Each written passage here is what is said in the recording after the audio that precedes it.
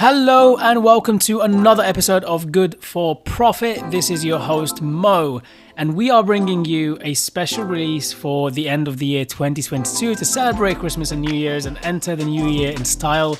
We're bringing you around 10 conversations with mostly founders of tech for good startups, but also founders of businesses that are for profit and for good at the same time, as is the theme of the podcast.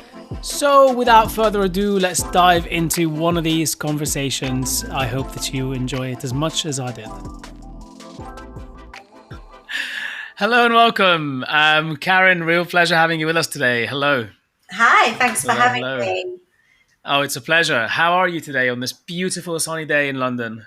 Well, it's really hot and I've been spending way too long sitting down. So oh gosh. I know I need to get one of those standing desks, I think, as soon as possible. Oh yeah, that's a great idea actually. I tried to make my own one previously in the previous place where I lived.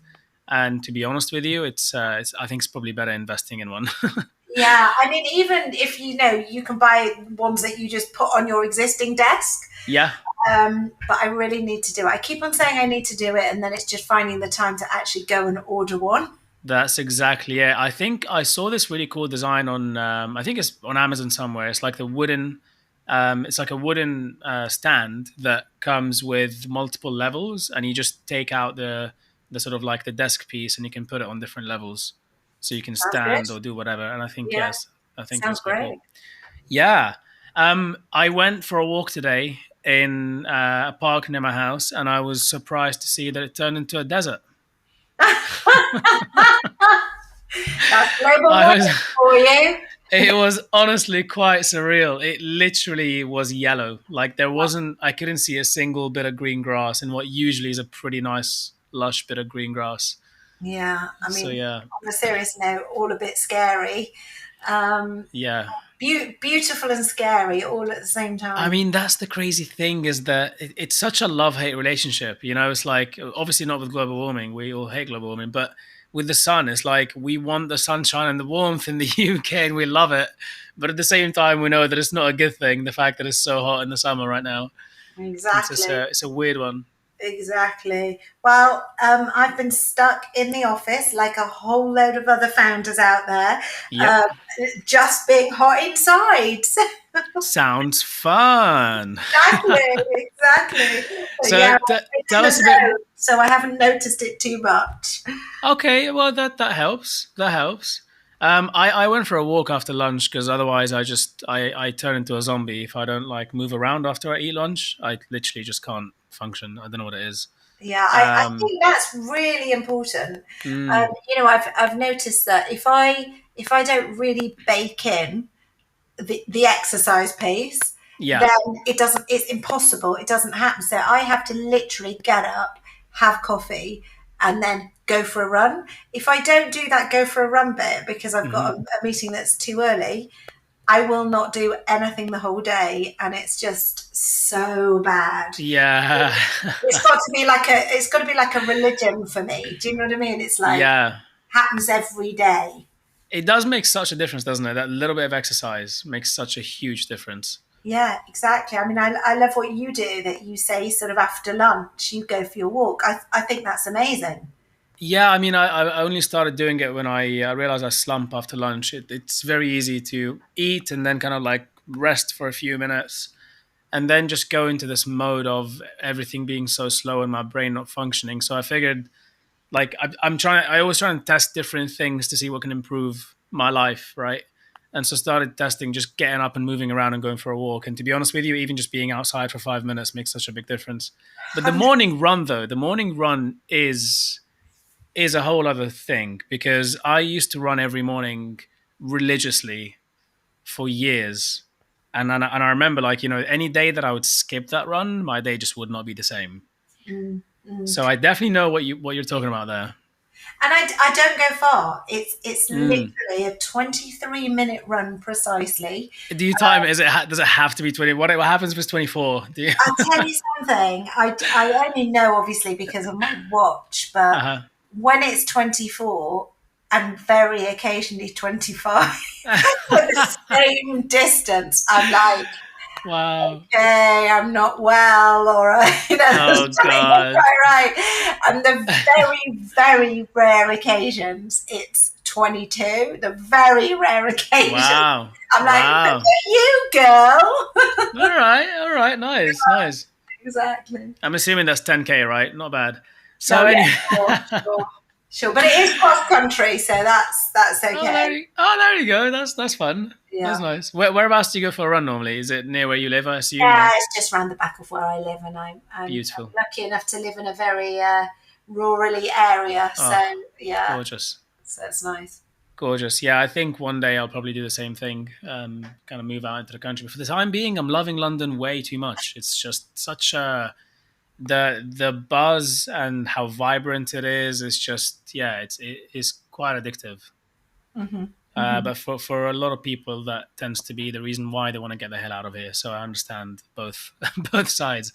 So anyway, tell us a bit more, Karen, about what you do. So first of all, you got up this morning, you went for your lovely morning run, and then you started working on some stuff related to StoriBoard, I assume. Do you want to tell our listeners a bit more about StoriBoard and why and how it came to be? Yeah, of course. So basically, when life happens to us, as it does to us all, Mm-hmm. inevitably, whether that's our work or grief or parenting or relationships or our health, you really want to talk to somebody just like you. So, somebody who has been through that exact experience or going through that exact life experience. And it's literally the only thing you can't Google. So, of course, there are doctors, there are experts, there are books, there are therapists. We have this amazing ecosystem of lots of people we can pay in particular to help us. But actually, even with all of that, if you get a diagnosis of something, let's say a chronic condition, and you just want to talk to somebody else who's a similar age to you, and you just want to ask them, like, how is it for you? How do you cope? What are the lessons that you have learned? And so, what Mm, we're doing at StoriBoard is we're building a global platform that makes it really easy to find people going through the same life experience. And we're empowering them to tell their stories, to share lessons learned, and to find connection. And so, we are redefining peer support. It's not new. So, since the beginning of time, since we were sitting around campfires in our tribes, we were supporting each other and mhm, telling each other our stories because it's an innate human characteristic. And then in the 1930s, Alcoholics Anonymous, they organized and they brought us real peer support when it was very intentional with the 12-step program that they have, and it's actually been scientifically proven to work. Yeah, since the 1930s to now, pretty much not much has happened. wow. Yet our world has changed absolutely considerably. Our consumer expectations have hugely shifted. We want instant everything, including communication. We've got our young people who are driving our age of, authenticity and are showing us how much vulnerability creates likability. We've got our over 60s, our seniors who are now digitally educated and want to tell their Mhm. stories.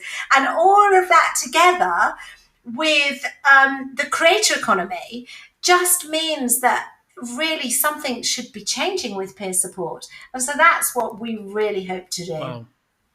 But it's also quite interesting because I mean, it sounds like something that's kind of perhaps needed out there in such a I don't know professional world. I don't know really how to describe it, but like one other thing that's really changed over time is the fact that we've moved away from having we used to live in bigger communities, as in like bigger immediate communities, like extended families, and the aunts would be involved in the parenting of kids and uncles and so on, and you had just more access to more people, or at least were more likely to growing up. And perhaps even that peer-to-peer support thing, like you mentioned around the campfire, happened a little bit more organically as well, like if you go a little bit further back in time. But more so, like more and more so, as time progresses, we are moving away from that. I mean, we've completely pretty moved away from the extended family model in most parts of the West now, pretty much.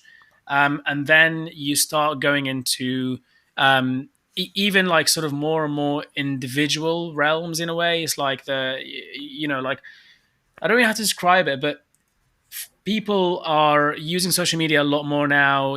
There are higher rates of depression and anxiety that are going on record. Some people suspect that it's also because of loneliness, which is also on the rise.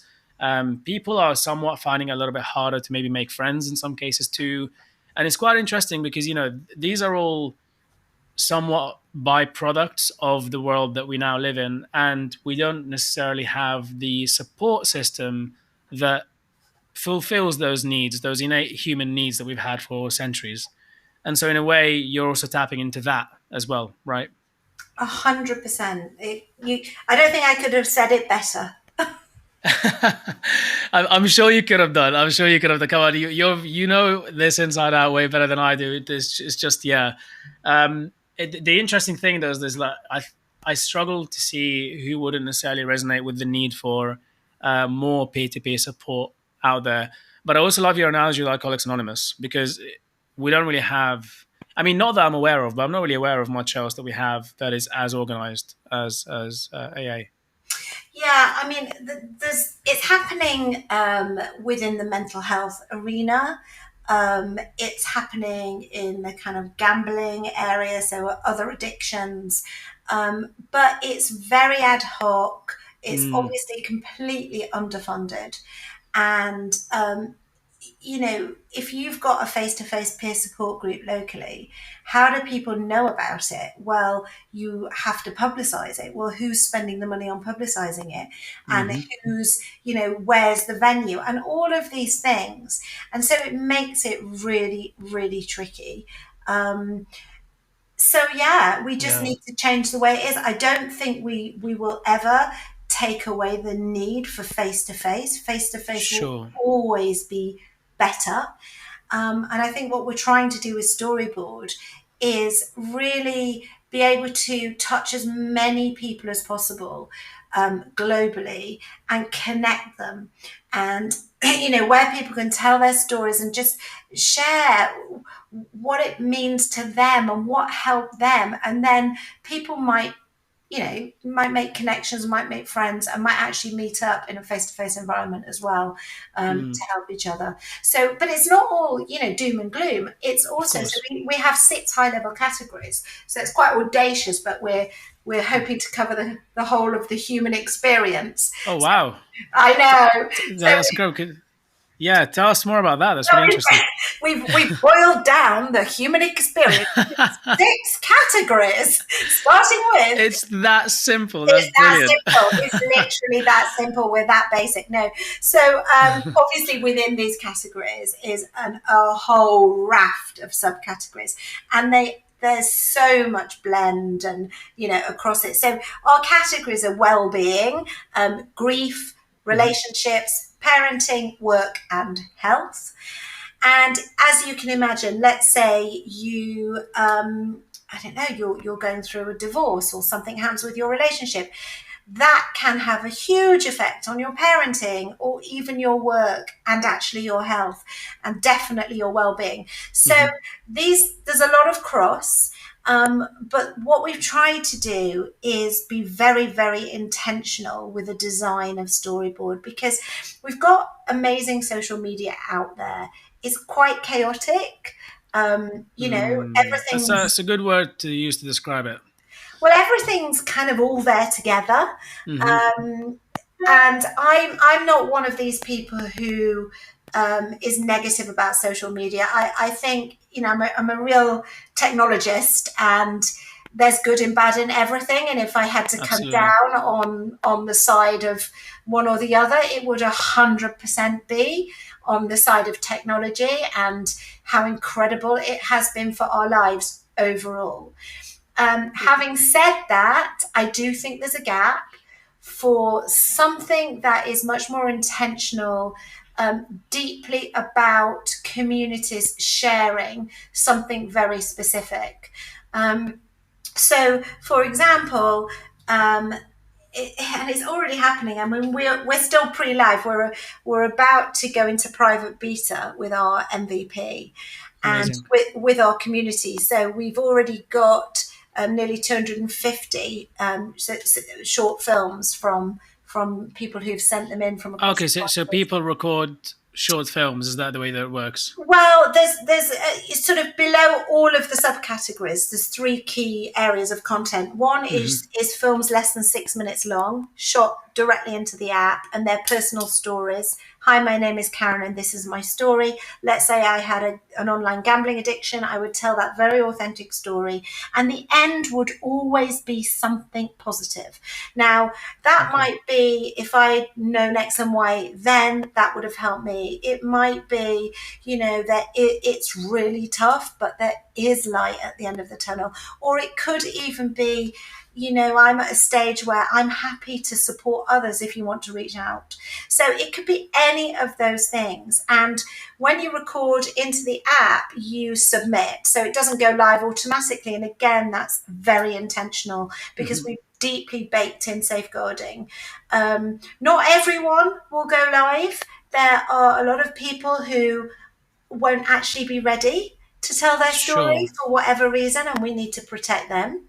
So not everyone will go live. They'll be moderated, and the people we think are further down the journey, who can help others, they're the people who will go live. And so that's the first element. We've already got 200 and almost 250 films in without the app being live, Wow. which is such a great feeling because obviously, in hindsight, it's easy to say, well, that's really obvious. But at the time, it wasn't. First of all, everyone has a story. And we have people say to us, well, where do you want me to start? I've got a story in every category, as we Of all do.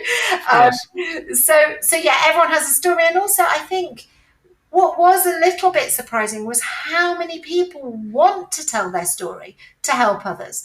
I mean, it's heartwarming. So that's the first thing, which is what we call our featured talks. The second area of functionality is live meetings, and these essentially are live audio podcasts. Again, they sit in a subcategory. So back to my online gambling sort of example. If I wanted to set up a live meeting, I would create the live meeting in the health, addiction, gambling subcategory, and literally I can put up to 12 people on my speaker panel and have an unlimited audience, and StoriBoard will pre-promote that live meeting a week in advance and may even promote it off platform and may even help you with high level guests, depending on who you are and what kind of creator you are on the platform. Again, we've baked in safeguarding, so the audience are listening in. There's no side chat, but they can submit a question privately to the panel, so it can be a Q&A. And then the final piece of the kind of three pillars are groups, and they're peer support groups. Again, anyone can set them up, public or private. So in this example, I could then set up a group about gambling addiction. I might want to just, it might just be for women, for example. I might want to make it a private group or a public group.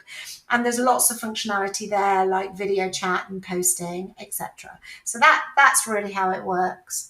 So that will be determined by the user then. So they can say, I want this to be a private one and only to people who received my link, for example, and I'm going to do a chat or whatever. Or it could just be that they make it public and anyone can join.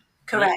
Correct. And we already have a whole load of groups who are saying to us, we really want to come on board. And so what we're doing is we've got an early community. We call them our creator community, and they're the only people who will have access to the private beta. And we're working with them very closely to say, okay, is this right for you? What other functionality do you want? And we're going to try and iterate as much as we can before we open it out to the public. That's great. That's really cool. So you have the kind of learning ground to make sure that any potential issues that come up, you can deal with them. I mean, starting this, so it's obviously, if it's not clear by now, it probably is already clear. But just to make sure that it is for everyone listening, obviously, you're still at quite an early stage with this. Definitely like sort of MVP stage. You've got your initial list. I understand as well that you've been raising some funding for it. We can get into that later on, though. But I just wanted to kind of paint the picture that it's still sort of early stage and you're building the product, but you're making sure you're doing it in a very user centric way, which is very important. So in terms of the groups that you're working with, I mean, I understand why you'd sort of group things into 6 categories or something like that, because obviously you want to niche in first, work on those, get them good, and then move up from there or expand from there. Um, but I was going to say, so in terms of those communities that you're working with now or that are reaching out to you, I'm quite curious. Are they pre-established groups that are already out there, but kind of haven't really had the medium to express themselves through or to organize themselves through? Or are they just people that thought, wow, this is a great idea and I never thought about doing this. I want to try it? Or is it a bit of both? Exactly. Well, it's actually both. So I Okay. can give you an example. We had a lady make us a film about going through IVF. We found her on Hmm. social media. She was talking about it anyway. We just messaged her. She came straight back to us, and she made us a great talk, a featured talk. And she then wrote to us afterwards, and she explained that IVF is actually harder in the Black community, and she was desperately seeking other Black women going through IVF, and she's Okay. been doing that for the last couple of years. And she's actually got her own group now, so it's very informal. It's called Unfertility, and she's got 40 women, 40 Black women in her group, and they're on a Wow. combination of WhatsApp and Instagram. And she Hmm. actually said to us, can we work closely with you to create a proper group here so that I can promote it, I can raise awareness, and I can reach out to more Black women across the country and beyond who are going Incredible. through IVF? So I'd say that's an individual who's amazing and doing her bit in Yeah. the world. On the other side of the coin, we've got groups like Bet No More, Hmm. says what it does on the tin, who are a proper established group. They run peer support already, who want to, leverage our functionality so that they can go digital effectively. Got it. So the USP for individuals is that first of all they can reach more people, it can help them be more organized, and then the USP for pre-established groups is, I suppose, wider reach as well. Absolutely. And I think it's really important to talk about the categorization in a way. Sure. So the thing with social media is often you'll land on your feed, won't you? And you're served content and you interact with the content, and hopefully if the algorithm's good, it's the content that you want plus ads, which you probably don't want, and it's normally content that is ads that you don't Yeah. realize. Yeah. So you're Hmm. being fed that stuff, right? Which is fine, and Yeah. Mix of yeah. the algorithms are great. Um, there is no landing on a newsfeed in this. Okay, so you land on, it's a search and browse. It's almost an e-commerce model where the homepage is the search bar, the 6 categories. There is some, very high level featured talks, groups, and meetings, and just on the homepage, just so people know what's going on in the app. But essentially, you will just search something like early stage breast cancer, and you'll be Right. straight to that content. Or let's say you want to browse well-being, and you see the subcategory sleep, and you're like, I haven't got Hmm. any good sleep. I'm terrible. I don't sleep. Let me see what's going on there. Right. And you're listening to some stories of people talking about insomnia, or there's a meeting that talks about, I don't know, like how I got over my insomnia, or there's some groups that you might want to join. And so it's not really about being voyeuristic and let me scroll through and look at all of these people's stories. It will be more about Right. finding my people who Hmm. are going through this. Wow, I'm actually not the only person in the world. I can't believe how many people like me there are out there. That's really interesting. Definitely a move away from the traditional kind of model. Um, will you have an algorithm in place of some sort that recommends things. So, for example, say I go into a subcategory and I want to look up sleep, and I've been checking out a few things. Do you foresee a future where there is an algorithm in place that can then use that information to recommend me more relevant stuff? Yeah, so there is, I mean, it's being built with an algorithm, but that Sure. algorithm is basically a combination of relevancy and popularity. So essentially, the relevancy is what subcategories are in, the popularity is engagement with the content. So are Got it. people commenting or liking or sharing, and that's for a featured talk, or how many people are joining a live meeting, how many questions go through to the panel or group, Mm. how many members, how many interactions, all that stuff. So it's Engagement. a Yeah. combination of those two things. um, the interesting thing is that quite a few people have been talking to me about, will you have ads? Like how is that going to work? And Yeah. in terms of the business model, because ultimately that this isn't a charity, it is Hmm. a business, and the reason why we went down that route is primarily because this has to be self-funding, sustainable, and if you want that, you need to make it a business. So You're definitely in the right on the right podcast. yeah, absolutely. Yeah, absolutely. And so essentially, what we are is a content marketing platform. And what does that actually mean? A lot of people don't know what that means. I mean, my domain expertise is marketing, so that's kind of like my previous life. Um, Okay. Wow. That's awesome. and whilst we're trying to redefine peer support, we're also trying to redefine content marketing at the same time. So on the other Mm. side of the coin, and I guess, and I haven't got the stats to hand on this, but there are more people. Clearly, there's more people working from home than ever before post pandemic. That's a safe bet. Safe bet, safe bet. But also, there's more solopreneurs, there's more people who are trying to become coaches or therapists or practitioners or even writing their own books. So Mm. people are really, you know, taking, setting up their own businesses essentially. And when you want to promote your business or your new book or your product or your service, how are you going to do that? You have to market yourself, you have to advertise yourself, and so immediately you're going to think about social media because that's currently where you're going to reach people. And if you ask those people, and you, let's say they've got no marketing expertise whatsoever, to just promote themselves paid, on any of these platforms, and you say, okay, you can boost your post, you can do an ad, you can look at the analytics, you can buy on a CPM basis, you can look at impressions, you can look at views. They honestly will not have a clue what you're talking about, Sure. and they'll I say mean, yeah, there's definitely a learning curve there for sure. learning curve. So, what's the difference between an ad and boosting my post? What is an impression exactly?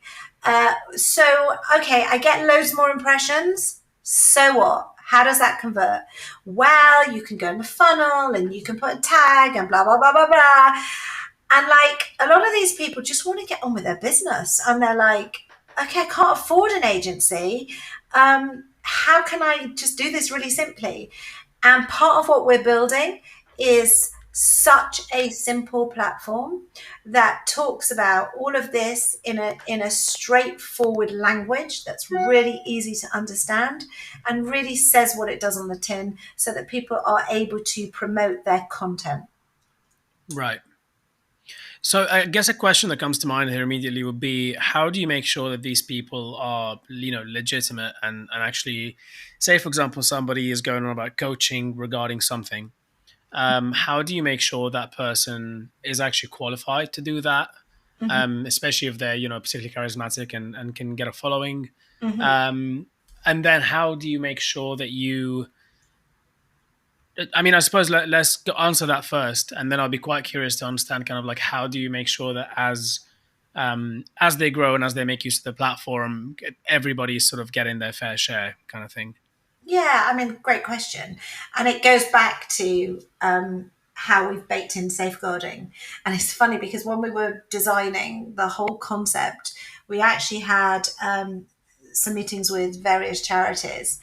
And one particular charity was really, really challenging on what safeguarding really meant. And we took that on board deeply. Sure. And it is that conversation about, well, hold on a minute, you really want to grow this quickly, and you want it to be viral.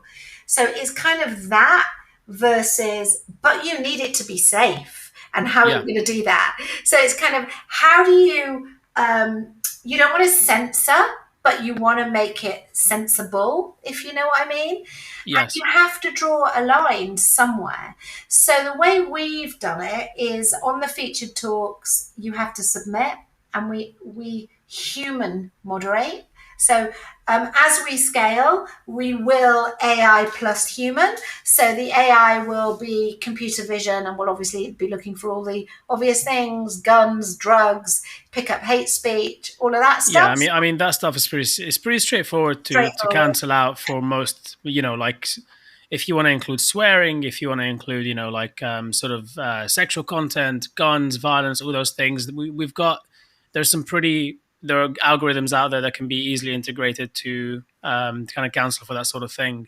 But I Exactly. suppose the problem is the more subtle things, Exactly. and So also where do you draw the line? Because this is such a big debate as well. For social media platforms like Facebook, for example, or Twitter. When is it appropriate to sort of dampen someone's or some piece of content's virality, for example, and when is it not okay to do that? And it's quite a tough thing to do. I think that's right. And I think, in the main, it's going to be obvious. It's the nuance and the edge cases that aren't so Mm. obvious. And I think, again, the categorization really helps us. So, there are certain subcategories that are more delicate, let's say, than others. Hmm. So, eating disorders, delicate. Long COVID, delicate. Delicate because you might have people talking about vaccines and Right. talking about their opinion on vaccines and whether you should have one or not, and all that kind of stuff. Hmm. And the thing is, we will have a line to take on all of those areas. And because that content is already self categorized, it's easier for us to have teams of people who are able to check that content and knock it out. What Mm. we will do is knock it out, and we'll knock it out. Also, we've obviously got reporting functionality, but so the community can report. But Okay. we'll knock it out because we want this to be as safe as it can be, and we're making a point at the outset of saying not everyone gets on the platform. Not Right. everyone Okay. gets. So you're very clear and upfront about that. Very clear. So it's a bit like in between a TED talk and a social media. So TED talk takes Hmm. 6 months to learn it. You have to learn it off by heart. You have to practice. It's a great big nightmare, and you have to be selected. Um, it's not quite that. It's much quicker than that. But we don't guarantee you get on our platform. Right, and then how do you ensure that? So, sorry if I'm challenging quite a bit here, but it's just a really interesting topic, and I'd imagine these are questions you get asked by a lot of investors as well, and other potential users. So I wouldn't imagine this is new. These are new questions for you. Um, how do you ensure that the people that do the moderation are, selected in a way that is I don't know what the criteria would be here. Would it be representative, diverse, like diversity of thought? Like I don't really know what would go into the sort of selection of those moderators. Yeah, so you're saying all the right things. So one of the things that we have in every subcategory is a 2 minute short. We call it expert voices. And Mm, that's the only thing that we publish as StoriBoard. So we're a platform that facilitates the telling of stories. It's not about StoriBoard telling stories. We're facilitating and we're encouraging.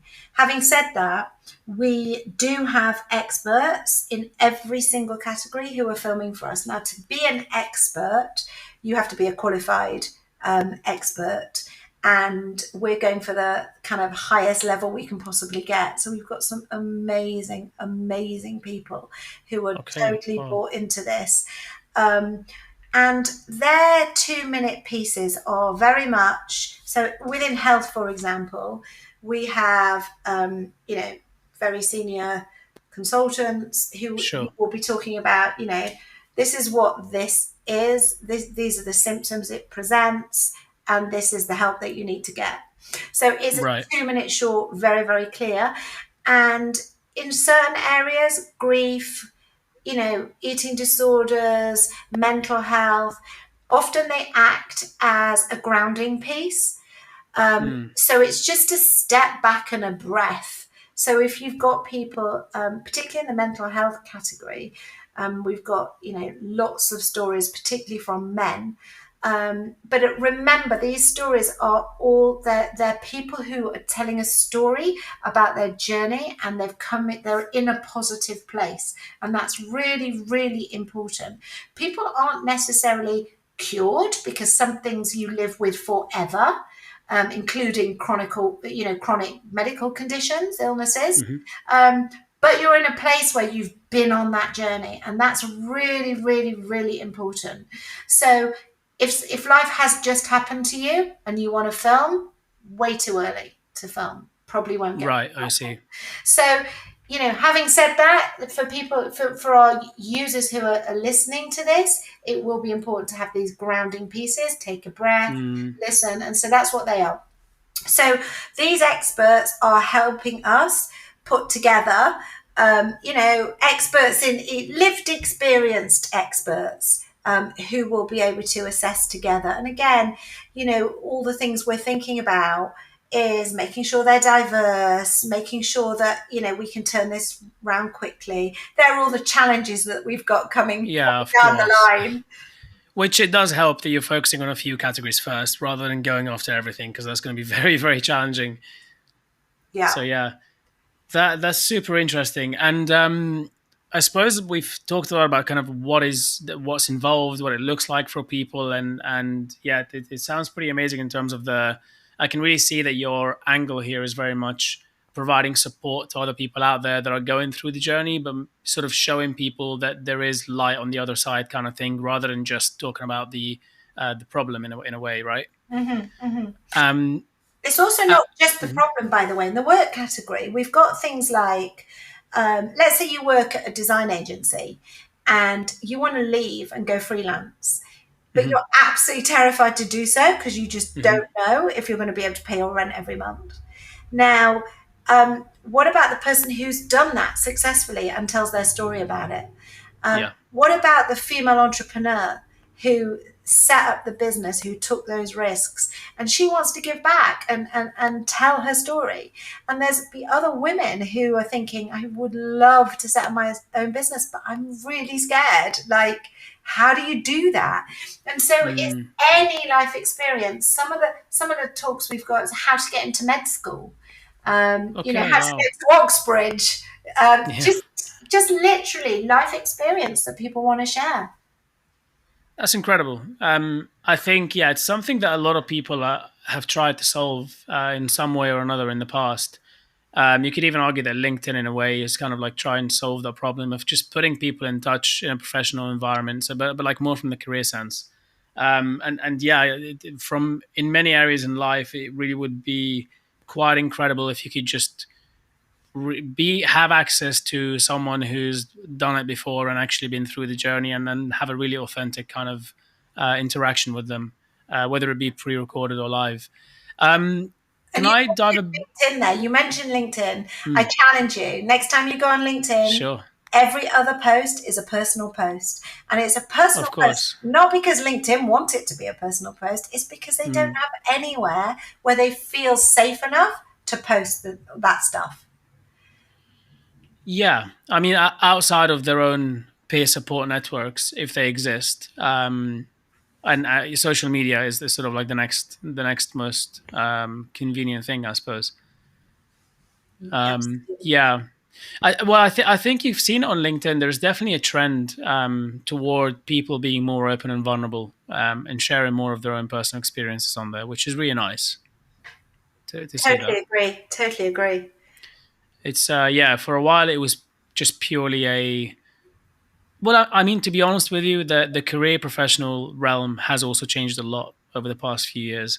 I can't remember who I was talking to about this, but may have been on a previous episode where once you sit down with someone and you can see a towel in the background, and you can see like their cat just running around and whatever else is going on in their own personal space, it's just immediately there are certain barriers that kind of drop, and I think people just become more real and just more human in the workplace, because we're now in a world where we've pretty much all seen each other's homes, which is, if you think about it, like it may not seem like a big deal, but that is something that has never happened before. This is the first time where practically everyone in the company has seen their whole team's home and what it actually looks like on the inside, and that's something that normally just wouldn't happen. And Absolutely. even that, it being such a little thing, can make a big difference in how we perceive each other and how we're able to talk to each other. It really does. It really humanizes who we Yep, are that's the and word. Yeah, our environment and what we're all going through. Because, when you're in an office, you only see that person in that context. And absolutely. often, unless they're a mate at the office, you have no idea. Do they live with Well, I mean, Do also they the have a pet? Do culture. they have a child? Do they, Yeah. like, do they have a plant? Like, what's their hobbies? What's their stresses? You don't Yeah. necessarily know that. Yeah, it's definitely a really interesting shift to be a part of and to live through. I feel like it's something we're going to learn a lot from, and in the future we'll tell our kids who've only seen the world in one way. Well, obviously they will see the things change in their own way, but about this specific thing, we'll be like our parents, be like, oh, back in the 70s, used to whatever. Like £1 you could buy a car with it, and I was okay. And Anyway. it is an interesting debate because I've noticed, in Hmm. particular on LinkedIn recently, there's been more and more business leaders advocating for going back into the office, and go back into the office Hmm. full time. And they've been caveating that with we're an office first company, which means we want you to be there full time, but it's totally your choice, kind of thing. Yeah. Doesn't really mean I it's I mean I mean to be honest with you, on the back in the office versus home thing, I'm in two minds about it personally. And that's because not managed well, working from home can be not the best thing for your mental health. yeah. And I've seen examples of it in my own circle, and I've seen examples of it even with myself. Like, if I'm we're very ritualistic people, species, sorry, we're very ritualistic, generally speaking, just as humans. We like that bit of like your run in the morning, right? You've got that built into your day, and without it something doesn't feel right.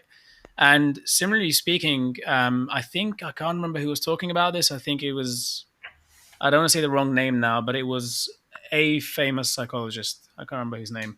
um, but he was talking about how, like, getting up in the morning and making your way to work is, mentally speaking, something that primes you for, I'm sort of going into work as like more of work mode, and then leaving that behind and going back home again is another way of actually just, like, kind of stepping out of that mode, and kind of like learning to leave that stuff behind when you're at home, and just rest and relax and rejuvenate and all the good stuff. And I think you lose a bit of that when, if somebody's just working from home the whole time, they're not taking breaks, they're not looking after themselves in the mornings, in the evenings. It can be very easy for those things to kind of like merge into each other. And I still haven't made up my mind about this, but I don't know how good that is for us mentally. Yeah, I no, I question how agree. good it is I for us. agree, and it is an age thing as well. Um, Mm, like, even in our team, we've got quite a few 22-year-olds, um, hmm and they really want to have an office and go into an office. Yeah, yeah. Meet different people, interact with them. They want to socialize, and good for them, and I Hmm. totally get it. And I'm 52 and a grandma, so I've spent I've spent, I can't tell you how many years going into the office without ever having the option of really working from home. It's a Mm. joke now when I look back at it, but my very, very, very first job, I had a graduate job in marketing in the days when there was loads of graduate jobs, by the way. And I did Those days. those days, and I did 3 years at an agency, moved up the hierarchy, went to a bigger agency, 3 years, moved up the hierarchy there. And then my boss at the time said to me, "Oh, look, I'm leaving and I'm setting up my own agency. I really want you to join me. And there's one other colleague, and he's going to join too. Would you come?" And we literally sat in a cafe, and I was young, naive, and single, and he was quite nervous, and I couldn't understand why he was nervous. Like, he was a top board director in this large agency, and Right. he was like, "So, and I obviously have my own clients," and he said, "So, like, how much equity do you want?" And I Mm. said, "I don't want equity." So he burst out laughing, thought it was a Oh joke. wow.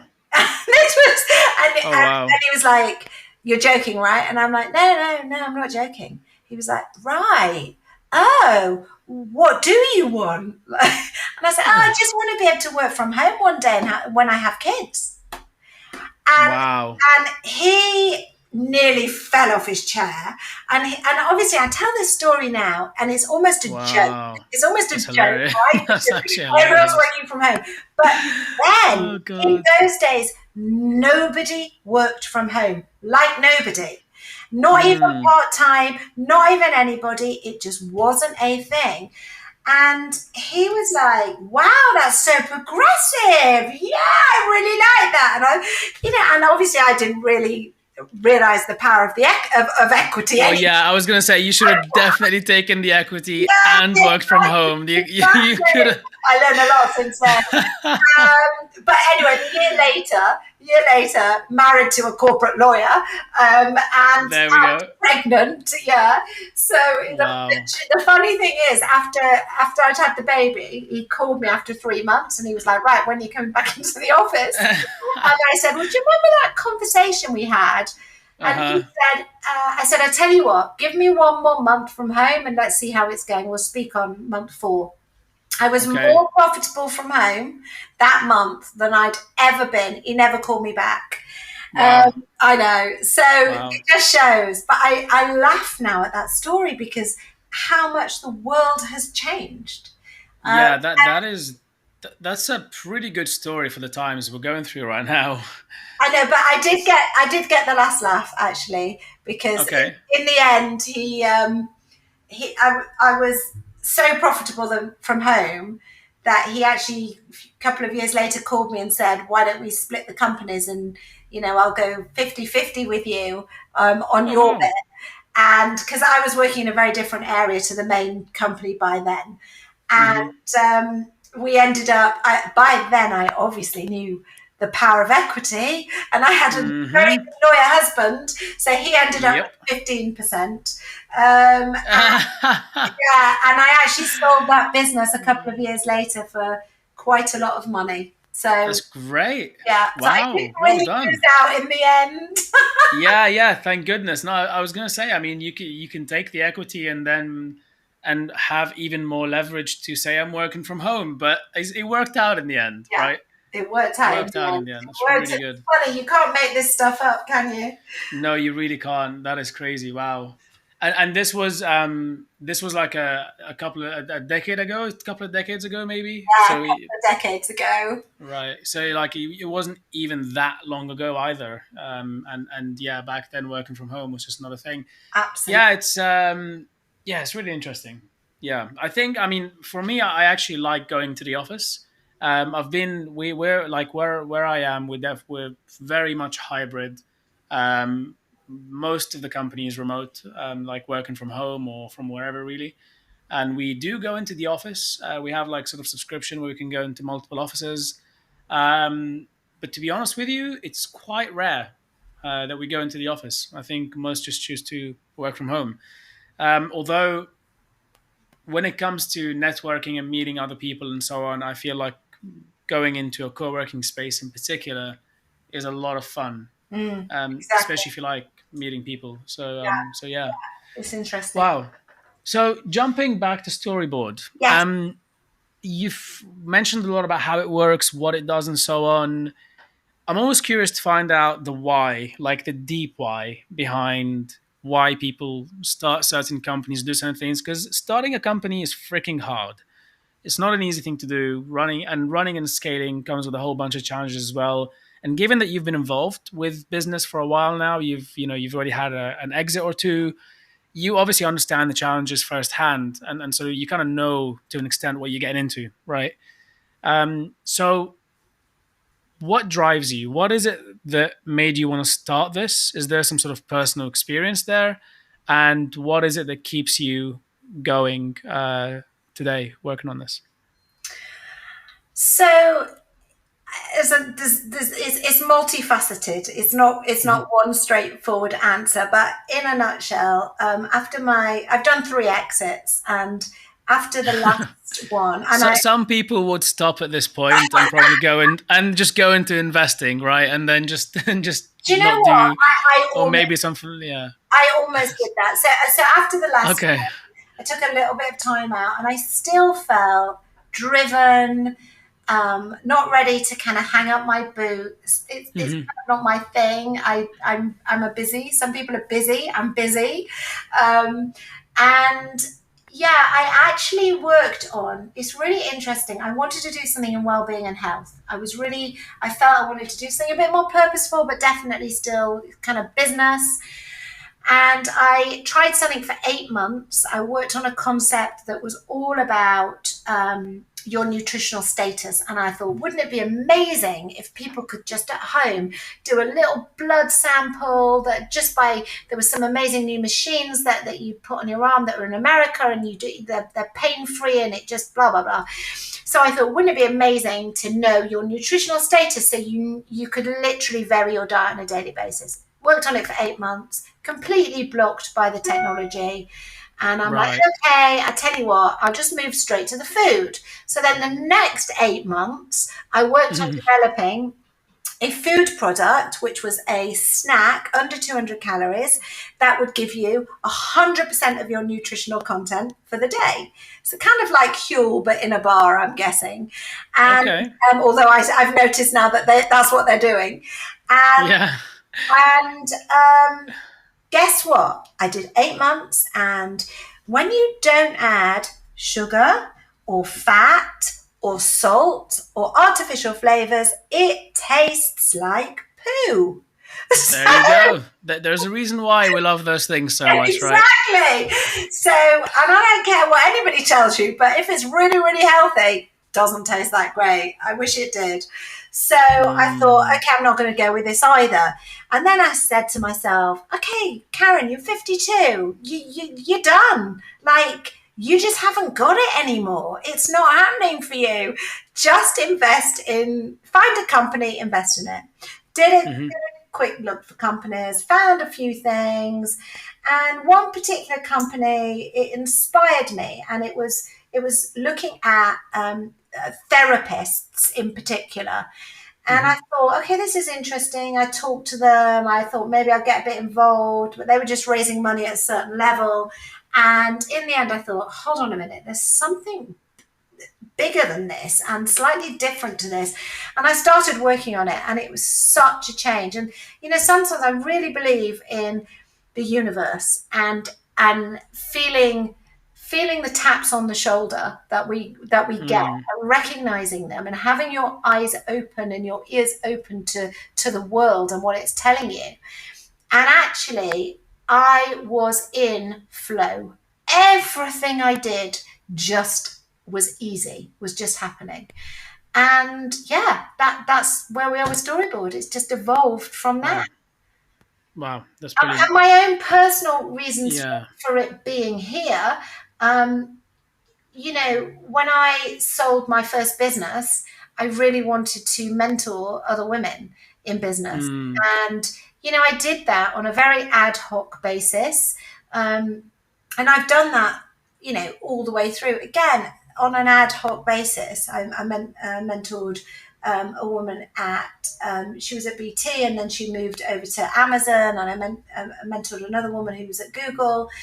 And I really felt I was giving back in some way. So, it's partly that, it's partly the experiences I've been through. When I lost my mum a few years ago, it was inevitable because she was sick, that she was going to die. But when she did, it was so cosmic for me. I can't explain it to you. It was just, my whole world fell out. My whole center of gravity disappeared. And, I really struggled with it. And for 2 years, I was kind of waiting to get over it. And if I'd spoken to somebody who could have said, or even just heard somebody say, the thing about grief is you have to learn to live with it because it never goes away. That would have been so helpful. But I never heard that from anybody. So yeah, there's lots of personal reasons why this resonates with me, in a deep way. Yeah. Wow. Yeah. And you're also now maximizing the impact. So if previously you could help, even like on the woman entrepreneur piece, if you could help a few people ad hoc, that will make some impact. But now you're really able to maximize that impact tenfold, if not more, with this. So it's incredible. And you sharing the story about grief as well is something that is very deep. I really felt that, and yeah, I wonder if you'll share that with some people to possibly help them too with coping with it. Absolutely. Amazing. Karen, thank you so much for sharing with us today the stories and for everything that you're doing to give back as well. First of all, if people want to find out more about StoriBoard or more about what you're doing, what's the best way for them to do that? You can visit our website, storyboard.co.uk. StoriBoard is spelled with an I in the middle rather than a Y. Or you can contact me directly at featuredtalks@storyboard.co.uk. Is that feature talks, Featured right? talks, yeah, featured Featured talks. talks. Yeah, featured Got it. talks. So if anyone wants to record their story, we record over Zoom as well if people don't want to record at home because it's pre the app going live. Yeah, they can get in touch and we'd love to film them. That's incredible. And is there anything else you want to add? Anything else that we didn't discuss that you want to share? Any exciting news, perhaps, or I mean, any cheeky plugins as well if you want to put one in. This is a good time for it. We've got some. I tell you, the only thing I can feel is when you watch these stories that we have, you think you're going to feel a little bit depressed. We have a woman who's got 3 months to live, and she's told her story on StoriBoard. And do you know what? It's the most uplifting film I've ever watched, and it's positive. And you watch this stuff, and you're left with the thought: human beings are incredible. They're amazing. And often in social media, and I'm pretty, I'd like to say, kind of mentally healthy and stable. Sure. And when I scroll through social media, often I feel like not wealthy enough and not pretty enough and not slim enough and not. And that's how I feel. So, I mean, I don't know what other people must think. But yeah, I don't know. It's almost like it's the opposite when you watch this stuff. And I feel, as the founder of StoriBoard, this deep privilege to be holding this content because it's so human. It's actually awe-inspiring, and it really makes you see what an incredible, how incredible humans are and how far we've come. And it's so uplifting. It's amazing. Wow. Wow, I think this is as good a place as ever to end the podcast. Thank you so much for that and for the note of positivity there, and thank you for inspiring more and more people with those videos. I can't wait for this thing to go live so I can perhaps join in and listen in on a couple I of hope you things. do. I hope you tell your And story. We can't wait yeah, to hear it. absolutely. No, yeah, maybe I'll have the courage to share my story one day. Number one, you should. But number two, you can always take part in our startup stories in the work category. Of course. Oh, that's an easy part, right? Less emotions. Yeah, exactly. No, absolutely. No, thank you so much, Karen. Definitely really inspiring stuff, and I can't wait to see how it goes from here as well, and see you continue to grow. Good luck with everything that you've got going on there. I know it's a lot to have on, especially with raising family as well. Um, Hopefully, we'll have you back on in a few months, maybe a year or two time, when you've grown further and this thing has become bigger, and then you can share that success with others to inspire them even further. Amazing. Thank you for having me. Thank you so Have a much, great Karen. It's been a weekend. pleasure. Bye. Thank you. Bye.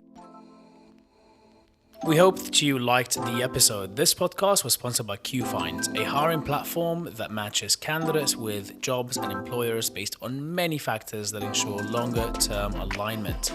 It goes way beyond package and salaries and takes into account much more than that to ensure a happy working environment for everybody. To find out more about this podcast and to see further releases, we'll be announcing them at the @qfinds.io Instagram page, as well as on the qfinds.io website, as well as from my own personal Instagram page and my own personal LinkedIn. All information you need that we spoke about in the podcast or this information mentioned here will be mentioned below in the description. So take a look, visit those links, and if you like anything or want to get in touch, please do. And lastly, stay tuned for more. Have an amazing week ahead of you.